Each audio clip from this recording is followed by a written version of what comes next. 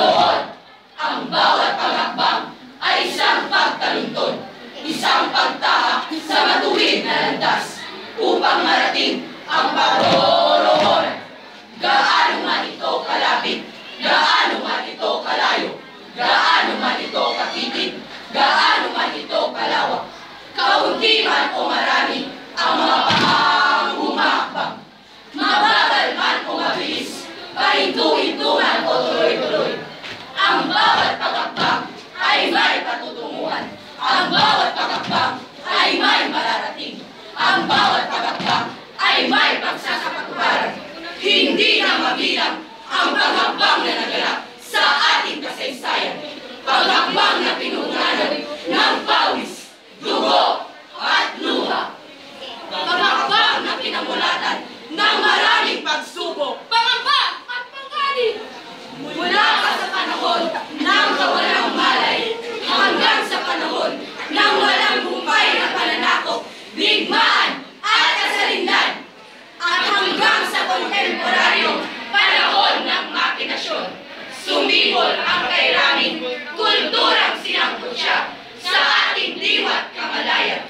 Kulturang may ritmo ng pag-awit, may kislot ng pagsayaw, may haplos ng pag-aralay, may lambing ng panunuyo, at tangis ng pamamahalan. Ito ang ating kinaluntun. Ito ang bunga ng ating paghakbang. Ang kulturang ipinangana sa atin ng nakaraan. Ngayon, sa panahon ng pagkamulat at maraming pagbabago, binhing nahalali ang maraming kulturang nag-uumapaw sa ating diwa, nagpapanyos sa ating damdamin, nagpaakyat sa ating kaluluwa. Sinubok ng maraming taon, hinanay sa mga bagong sibol ng panahon. Anumang kulay, anumang lahi, anumang edad, anumang kasayan, ang kultura ay pinayabong ng may halong sigla at tuwa, ng may kasalong pagsubok at paghamon. Kulturang sinusuyod ng kapuri-puring ugali at marangal na kilos. Kulturang inihaayos ng pagsambat posisyon. Kulturang sinasalamin ang Pasko't Pistang Bayan. Kulturang pinaawit ng pasyon at pagsasabuhay ng poon.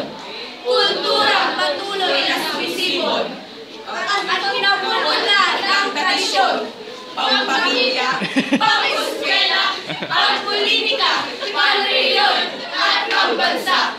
Naririnig ng maraming pagkakalaan, pagkabay at patnubay. At kailangan ng kulay ng kalasan.